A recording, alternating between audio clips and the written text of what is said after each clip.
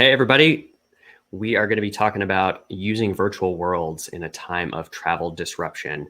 I have here with me Aaron Frank, who's a principal faculty here at Singularity University. He's a writer and lecturer based full-time at SU, where he focuses his time researching the use of augmented and virtual reality technologies and their impact on business and society. His writing has been published on Forbes, Wired UK, Vice, VentureBeat, and many, many others as well. Aaron, thanks for joining us today. Let's talk about virtual worlds. Let's do it. Thanks for having me.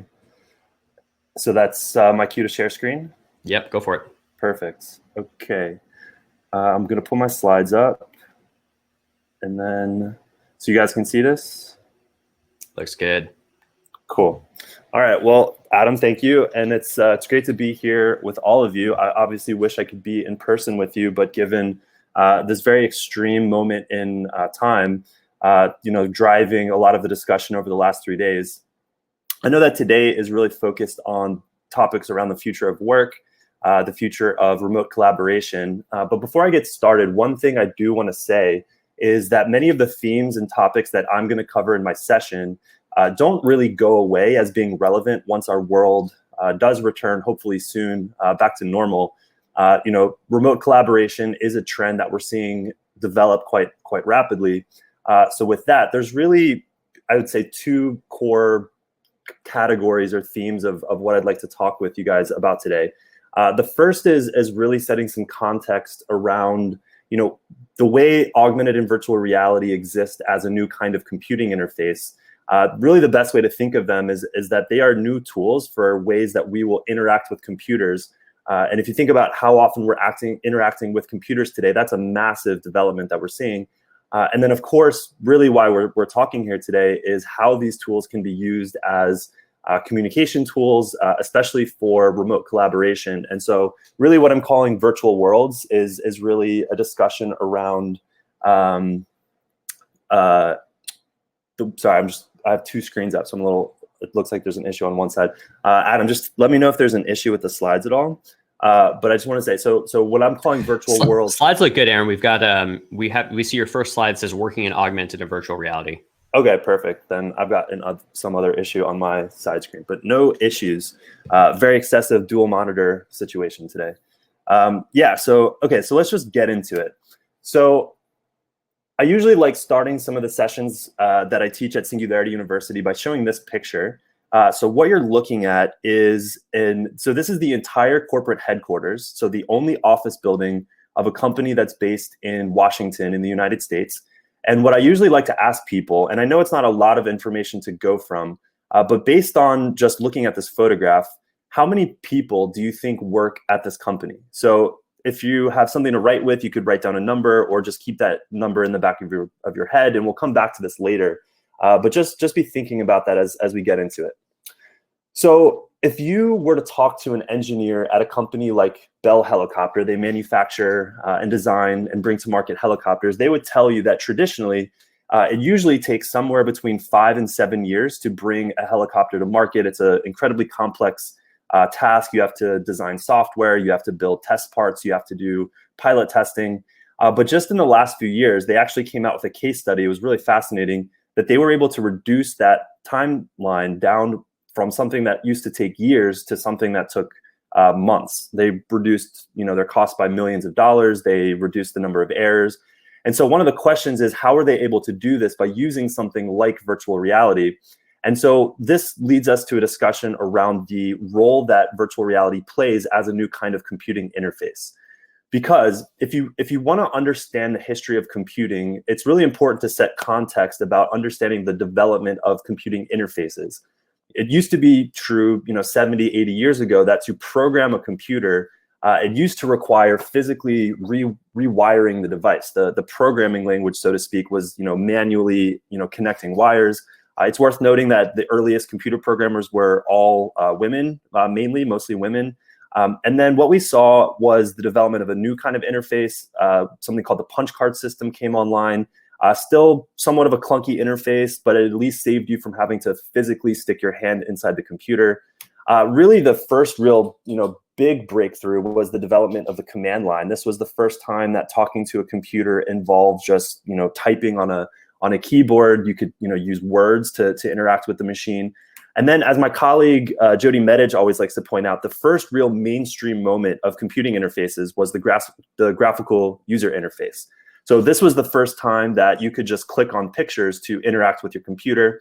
And the point that I'd like to make with this sort of history of the development is that at every stage where a new interface came online, the single most important outcome was that it became far easier, far more accessible to work with, and that enabled far more people to work with computers. And so, the graphical user interface was really the first time that we would routinely see our parents or grandparents' generation working with computers. So what are we really talking about with augmented and virtual reality? And I love this article from one of my editors, Jason Dorier, who talks about, this is the great new computing interface that's coming online. In fact, it's so new, we don't really have a good name for it yet. This article's 3 years old now, and it's still somewhat true. We have terms like augmented reality, virtual reality, mixed reality, MR, XR, all of these terms. But really what we're talking about is this idea of what we could refer to as spatial computing. And this is the term that industry insiders are really starting to latch onto. But the big deal with all of these technologies, and it doesn't matter what variation, augmented or virtual reality, is that they all involve the use of three-dimensional space. And that is a really big deal. Again, Jody Medich, my colleague, really likes to talk about this point. She's an interface designer that, the human mind is really a 3D thinking thing. We're born into this world used to moving our limbs in three-dimensional space. It's only as adults where we're asked to learn these, somewhat clunky skills of moving a mouse on a two-dimensional screen and typing on a keyboard to interact with computers. So that brings us back to, what it's like in this case as a designer or an engineer working with these new kinds of interfaces. Instead of building a helicopter schematic on a two-dimensional blueprint and working with a design on a two-dimensional flat surface, you can actually just build a CAD file and sit experientially inside the helicopter that you've built in a simulated environment without ever having to have built these test parts. Now, I am focusing at the beginning of this session a bit on platforms that are relevant to engineers and designers, but I will, of course, come to some of the more business relevant interaction and collaboration tools. But at this point, what's really important to note, and I think why we're having this discussion in the context of travel disruption, is that these tools are really becoming foundational collaboration tools to connect people across great distances. So this was an article that came out about how Ford, their engineers and designers, it used to be the case that you had to fly people across the world to get together to collaborate in the same room, in this case, to design and build a car.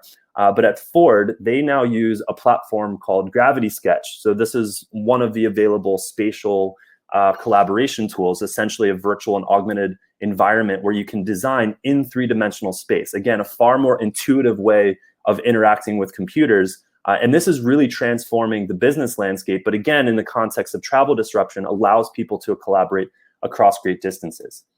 Now, in a more traditional business context, not specifically for engineers and designers, we're also going to see these kinds of remote collaboration tools. In this case, you can see what that might appear to look like in something like augmented reality. This is a company called Spatial, which really became more well-known within just the last year.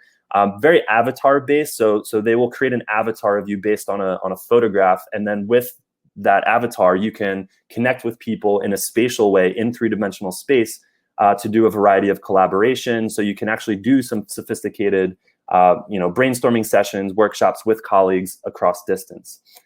There are other collaboration tools in the augmented reality space. This is one I think that's really particularly interesting. There's a company called Flow Immersive. And I want to thank Jason Marsh, the CEO and founder, who was nice enough to spend some time with me last week, walking me through some of their latest developments. But really what they're focused on, less on, say, sort of focusing on the idea of creating an avatar and a sense of presence for remote meetings. They're really more focused on, really focusing on the data or the content that's sort of the subject of the meeting itself. So, if you think about the way meetings are conducted today, especially remotely, is a lot of that content is presented on two-dimensional surfaces, not unlike what we're doing here in a webinar setting over the last 3 days. So they're working quite closely with companies like Magic Leap, the headset manufacturer, and other platforms as well. But you can imagine that, a three-dimensional, spatial way of interacting with data makes meetings far more engaging, far more interactive. And given the context of where the world's at, they're really trying to position themselves to provide tools for remote teams to collaborate around information, mainly focusing on the data and the data storytelling. So they're interesting and worth checking out. So as an interface, it's worth mentioning that really the big deal is that these are three-dimensional environments, which, from a human cognition standpoint is a really big deal. It's a really big breakthrough in computing interfaces. But what I'd like to talk about now is the way that we'll be using these interfaces to connect and share experiences across distance. So as a researcher who's been, really looking at these technologies for almost a decade, it's almost 8 years now, one of the most powerful experiences that I consistently have over time is anytime I can do something online in an immersive virtual environment, in a virtual space with other people. And that's the key, is with other people. So one of the platforms that I became really fascinated with a few years ago, many of you may be familiar with it, but it's called AltSpace. They were acquired by Microsoft, but what AltSpace have been building are ways for people to share experiences online with other people. In AltSpace, I've gone to music festivals, podcast tapings. I can show you exactly what this looks like. So this was actually how I attended the presidential debate a few years ago. What's worth noting, all of the avatars that you see on the screen are people that are at home in their own virtual environment, in their own headset. You can talk to them. The spatial audio is actually quite sophisticated. I met people from all over the world, from different countries, from different parts of the US. And so tools like this will become, a way to connect in a more experiential way across great distances.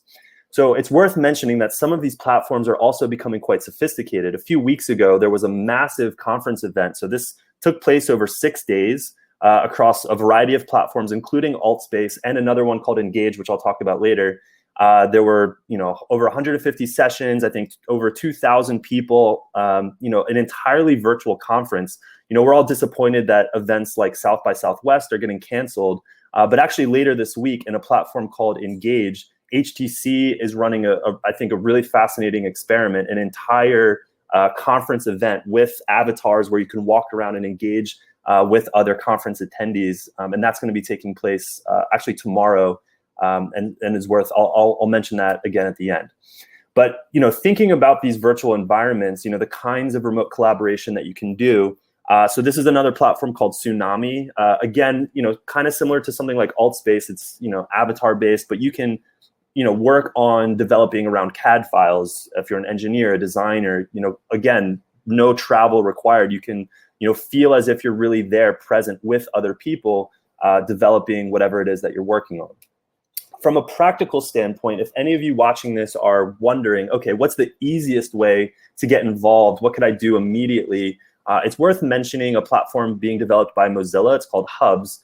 The reason I mention this one is it's by far the most accessible. That doesn't require a headset. It doesn't require you to download any new software. It's entirely browser-based. So it's, you can just create your own space. I can actually show you, kind of an interesting example. This is one of our partners in South Africa, Mick Mann, and his team with SU South Africa, who using Mozilla Hubs, which is a free-to-use platform, you can see they kind of developed and designed their own custom newsroom. And then, you can kind of see where I'm in my apartment in San Francisco, feeling like I'm hanging out with a journalist doing an interview, kind of a press conference with someone in South Africa, feeling like we're actually there together. And they've done their own custom work on the avatar, so don't be distracted by that. But that's some of the sort of the special ingredient that Mick's team has been doing down in South Africa. Now, at this point, it is worth mentioning, because when I do classroom sessions, I always love asking the question, how many of you have ever at any point had an account on Second Life?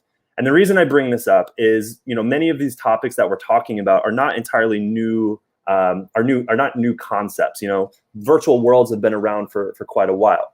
And so I usually get about maybe 10% of hands will go up. I imagine, some of you on watching this that I'm sure must have had an account on Second Life.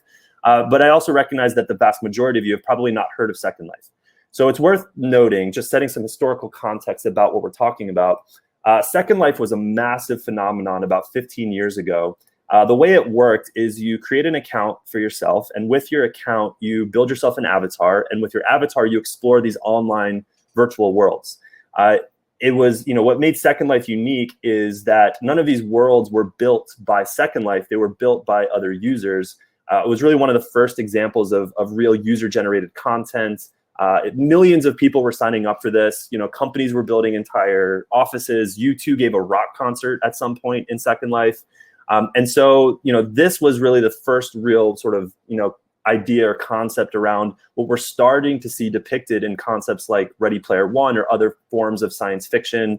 If anyone's read Snow Crash, the metaverse, these are kind of the earliest concepts of what we're starting to see. It's also worth noting that one of the most fascinating aspects of Second Life was that it was one of the first online platforms to create a virtual economy. They have a currency that is tied to fiat that people can buy real virtual goods and services. And not only does Second Life still exist today, it's still a massive platform. Many people don't realize this, that the in-game economy, the GDP, you could say, of Second Life today is actually larger than some real-world countries. So these virtual worlds are really starting to become a sort of a more mainstream concept. And really what we're seeing today is the development, 15 years later, of what we might refer to as, next generation versions of Second Life or successors to Second Life. And so I've picked a few examples that are more business collaboration focused. But before I get to those, I do want to mention one platform just to demonstrate what we're talking about. So this is a platform called Sansar. It's actually made by Linden Labs, the company that built and owns Second Life. So this is their own newest virtual world concept. So I'll show you exactly what this looks like. So this was a world built by one of their users, a company called Fnatic. They are an esports franchise. So if you're not familiar with esports, it's basically a sports team. They play video games, but a really successful esport franchise. They were one of the first League of Legends world champions. And so this is an online clubhouse that Fnatic has built.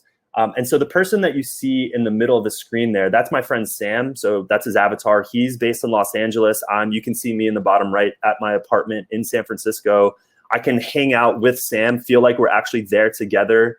What I think is also really fascinating about this example is you can kind of see the earliest version of an online, three-dimensional retail environment. You can actually, go and buy some of this apparel, both for your avatar and in the real world.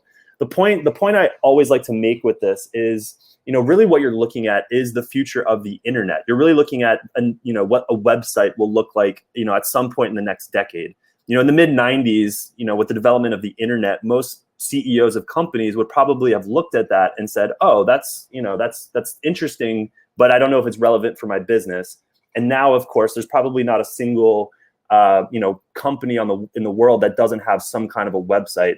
And so I would argue that any company that has a website today at some point in the next decade, maybe 15 years if we're pushing it, will have some kind of a virtual world presence like this. And so this is the sort of the earliest version of, and the point being that it's social, it's interactive, and you can feel like you're there with other people. And so, remote interaction and social, our social lives, our professional lives will start to move to these kinds of environments. So let's talk about, just in the few minutes that we have remaining, there's a few business platforms that are really sort of building on some of these concepts. This is a platform that I don't know how accessible it is at the moment, but it is worth checking out. They are based in Europe. It's called Arthur. They came out of Boost, a kind of a prestigious VR accelerator here in Silicon Valley. This is a meeting that I had with one of their founders, Dominic. So he's based in Barcelona. I know it's not a long video, but you can kind of get a sense for the types of attributes that they're building. It's really focused on building business meetings inside of a virtual world that you can interact with other people. So I would encourage you to kind of keep an eye on this company for that reason. I think they're really focused on solving issues relevant to business people. And then I'd like to return to this photograph, because usually at this point, I like to ask people, what number did you write down? How many people? Most of the time, the most common answer is one. Obviously, there's probably only one employee. Sometimes people will say five. Really aggressive guesses will say, several thousand. Maybe they have remote workers. But the reality is that this is the entire corporate office. So this is the entire corporate headquarters, the only physical office building of a publicly traded company who, on the first day of their trading on the NASDAQ, their market cap crossed $1 billion, who, as of last count, has more than 27,000 employees around the world. And the entire company is operated inside of an online virtual world, not unlike Second Life, what I just showed a little bit ago. And that is a pretty incredible turning point in the development and use of these kinds of online virtual worlds. This is not some second, Ready Player One science fiction future. This is a company that if you're hired, you do your onboarding, you do your sales trainings, you have your company, quarterly meetings in here. And it's not just so ironically, it is a real estate company. So they are in the business of buying and selling physical assets in the real world. But it's worth noting that the executive team, the entire company, so the CEO is based in Washington. The CTO, when I interviewed him, lives in upstate New York. I know they had a CIO in Reno, Nevada at one point. But this is a fully remote company that operates their entire business from inside an online virtual world. So, and I'll come back to the software they use to do that. It's called Verbella. But Verbella is now becoming, used in other environments as well. This is Stanford's business school now conducts entire classes in a similar campus. So really becoming useful. So I'll leave you with just a few resources. This was an article that came out just a few days ago from Charlie Fink, a really great commentator who's worth following in this space. The title might suggest that it's more about events, but he actually covers quite a few of the collaboration tools. So really worth checking out. And then this one, Ben Lang from Road to VR. He's a great Twitter follow, really insightful, and I really appreciate it. So he put together a list. It's basically just a list of all of the platforms. I wasn't familiar with some of them on this list. So, really hats off to Ben. This was a really useful article that we can make available. And thanks to Krista Pauly and Riley Florence for pointing this article out to me. And then if you were to ask me, okay, so what is the tangible next step that I could do if I want to actually participate in this and not just learn about it? The thing that I would argue is probably the easiest thing you could do immediately is to download Verbella's Open Campus. So this is the software that's used by the real estate company that I just talked about. And so within the last year, they have made available a fully sort of free to use version of their campus. You could think of it as like a virtual public space, a public park almost. Anyone can download it. Anyone can create an avatar. You can host meetings in the space. It's, so at Singularity University, I've experimented with hosting learning programs. We're, rapidly exploring whether, we could move some of what we do as a learning company inside platforms like this. But anyone can use it. You can use the infrastructure to host your own business meetings, and you can do this today. And it is worth noting, while I would never want to encourage anyone to leave this great webinar, at noon later today, if it's more worth your time, they will actually be hosting a session with their CEO about how they run that real estate company. But the nice thing about being online is you could probably do both. You could have our webinar open at the same time and kind of check it out, but maybe an incentive to download the software and use it. And then finally, these are, again, some of the platforms. Engage, I guess I didn't come back to. I said I would, but they're worth checking out because they're hosting a massive conference tomorrow, which would be a really fascinating experiment that I'm very curious to learn more about. And then finally, I will leave my contact information. I'm more than happy to try and get back if anyone has any follow-up questions. I'll try and be diligent about responding to everyone. Happy to be a resource, answer questions, provide insights as needed or helpful. But with that, I'm going to stop my screen share and check back in with you, Adam. Thanks, Aaron. Well, judging by the chat and the engagement there, I think you're going to get a lot of emails after this. So Cool. Hope you're ready to go through that inbox. I'm ready. I'm quarantined, shelter at home. So I got nothing else to do, and I'd be more than happy to. There you go. Well, everybody, if you've got, we're going to get through some questions right now, but if we don't get to your question, by all means, follow up with Aaron. And Aaron, maybe what we can do is some of the questions that come through, let's create a follow-up resource that we can share with people as well. For sure. All right, cool. First top question. Can you talk a little bit about what's happening with augmented reality in healthcare right now? Yeah. So at the moment, I would say that the most relevant application, and this is true across, so if people in other industries have the same question, but in healthcare in particular, it's really being used, not, I wouldn't say primarily, but very heavily as a training tool. So, hospital workers that, or surgeons, there's a company called Also VR, which is definitely worth checking out. That's basically training surgeons in a simulated environment how to do surgeries before you go inside a body. There's been some experiments with deploying head-worn glasses, like Google Glass tried this quite a while ago, and they've redeployed a new headset, an enterprise edition, inside hospital systems to do hands-free care. Those haven't really become quite ubiquitous or mainstream at the moment, but fairly soon you'll have these kind of hands-free, head-mounted AR systems that can provide real-time information, heads-up display, almost what we associate with video games, where you can read vital signs. I can offline. I'm happy to connect with whoever asked the question and point you in the direction of some of the companies doing that. But I would say in healthcare, what's true of both augmented and virtual reality is that as a training tool, it's really being used to sort of train in a more intuitive way. And yeah, just the one company that comes to mind that I've been tracking, and I know Daniel Kraft is a great resource on this as well. But also VR, OSSO, is worth checking out. Right on. Thank you. Okay, next popular question, which I think comes up in every single one of your talks. If the audience could buy one piece of virtual reality equipment today, what should they get? You know what? That's a great question. And as of like maybe 6 months ago, I'd have a hard time answering it, but I'm fully sold that the only answer to that question is the Oculus Quest. I as an early adopter, I had one of the early Rift, just to put into context. So I have an Oculus Rift that's PC based. It's, very expensive, it was a work expense. Okay. So, but I have, it's a gaming PC. There's wires everywhere. It's probably a $2,000 investment. This was in 2016.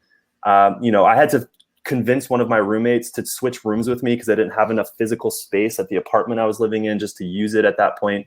But now, so all of that same functionality, all of the hand tracking is done inside the device itself. So the Oculus Quest, it's a standalone device. It's made by Oculus.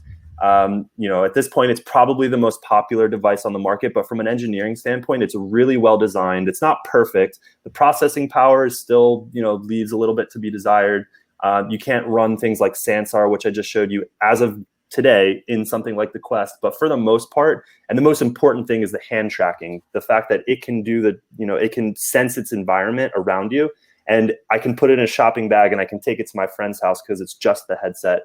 And I should mention that it's like 5 times less than the Rift would have been like 4 years ago. So it's like a fifth of the cost, the same functionality, and you can do everything that you could have done, 5 years ago. And that, I think, demonstrates that exponential improvement in these technologies. But yeah, hands down, I always recommend the Oculus Quest is the most versatile piece of equipment on the market. Yeah, for sure. All right. Jose asks, why are we not using VR for this online conference? Are 20,000 people too many? Jose, I'm going to answer that first, and I'll let Aaron chime in. First off, I don't know if you guys know this, but we put this thing together in less than 2 weeks. The other thing was that if we went to full VR, we'd somehow have to figure out how to get 20,000 people access to a headset. But I do have a poll down there. If you are interested in doing something like that with us, respond to that poll. That could be something that we pull together in the next couple weeks and months. But Aaron, what's the largest VR event that you've seen so far? Well, it depends how you measure it. And this is, so depends how you measure it. But in true VR, like immersive VR in a headset, there's a company that I know still exists. So the company's called High Fidelity. I didn't talk about them in my presentation because they're going through a bit of a transition moment. And they will, I think, become very relevant in this topic of remote collaboration. But one of the things they were doing is around load testing I think I participated in one that I think had like 600 or 700 people, which in one virtual space is from an engineering standpoint, like unbelievably impressive, because these are people in full immersive headsets. The company Verbella that I mentioned, they've done conferences. The thing that makes Verbella really interesting is that it's a way more accessible platform. It doesn't require a headset. It can work on a laptop. They've had events that have had thousands, or I want to say around 1,000, I think at most, that I've not participated in. But arguably the largest VR event that I did participate in, depending how you define it, was the Fortnite concert with Marshmello about a year ago, which I would qualify as a virtual event. So I'm sure many of you are familiar, the video game Fortnite, about a year ago, they hosted a concert with Marshmello, one of the most famous DJs on the planet. And the numbers that came out from that was that 10 million people from around the world, basically from their virtual world, which is, it's an Xbox game, but I think qualifies in this sense.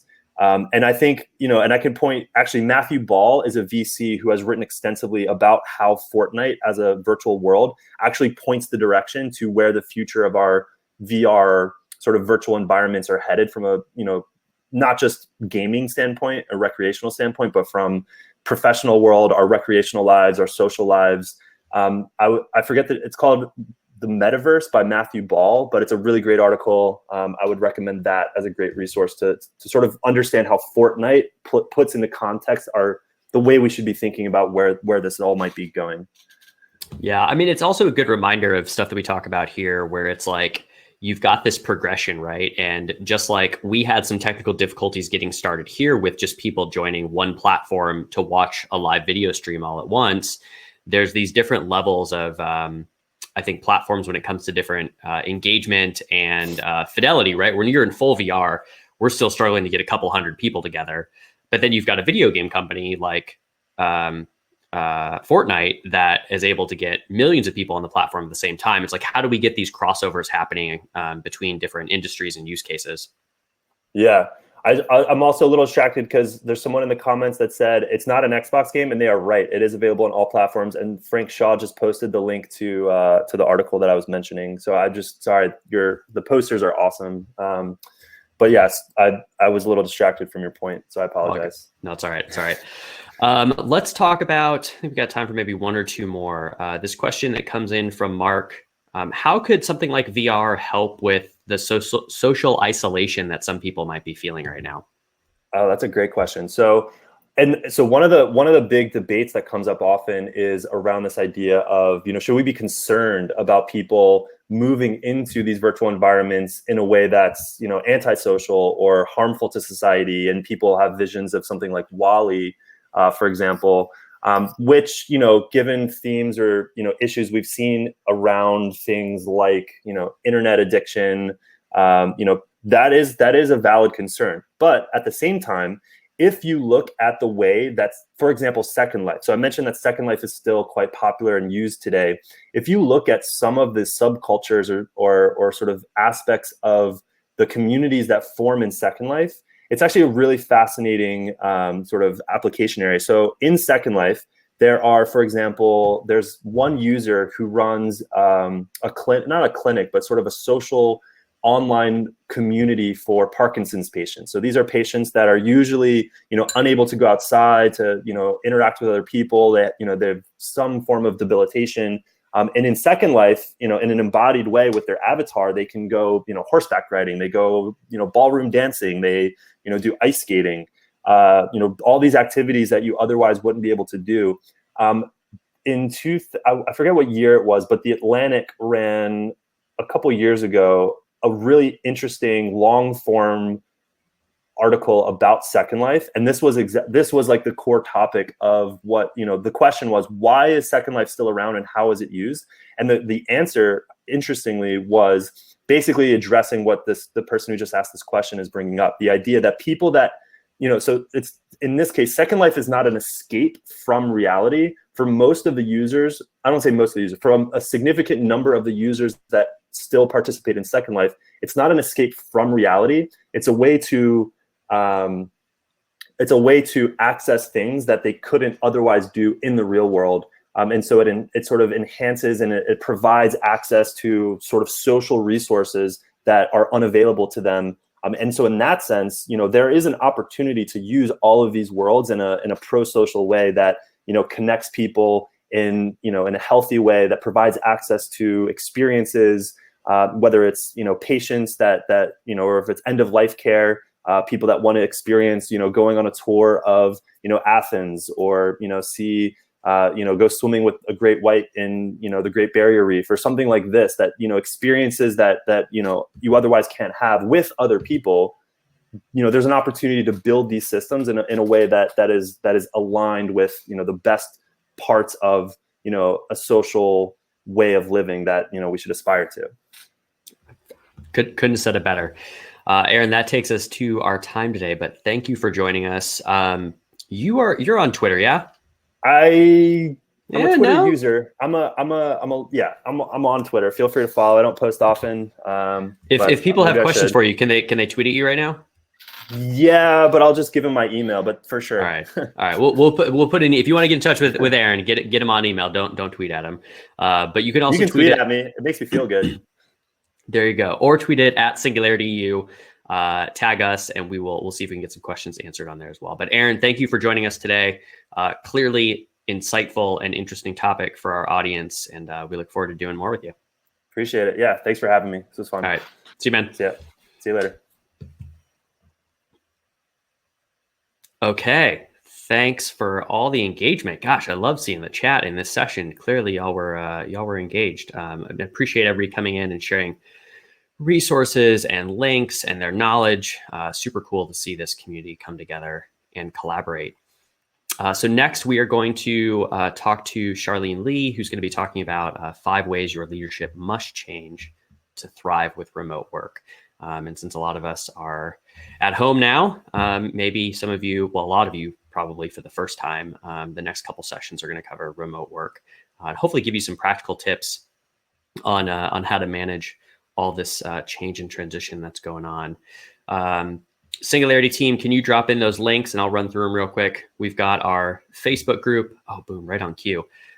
Resources that have come up and have been shared. We'll try to get all these links into that page as soon as possible. But that's the first link. Facebook group, if you want to join us, keep the conversation going. Maybe we'll be able to pull Aaron into that as well. YouTube playlist. If you want to watch any of the previous sessions, are on there. You can also watch it here in Crowdcast, but if you need subtitles, highly recommend going out and checking YouTube. If anybody has any issues with connection, you can always drop off of Crowdcast, go hop over to Twitter or Facebook, where we're streaming it live as well. And of course, go and contribute your ideas to the challenges. But before we go, I asked you, would you attend a virtual summit entirely in VR? Meaning, would you wear a headset, like full virtual, not just avatar, moving around? And we got 68% of you that said yes.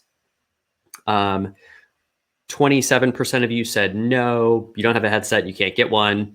And then everybody else was kind of not interested or not quite sure yet. So looks like overwhelmingly yes, which means I'm going to find a way to do an entirely VR, put on the headset, go and make it happen. So stay tuned for that from Singularity. All right. And with that, I'm going to shut us down and hop to the next session. I'll see you guys back here in a couple minutes.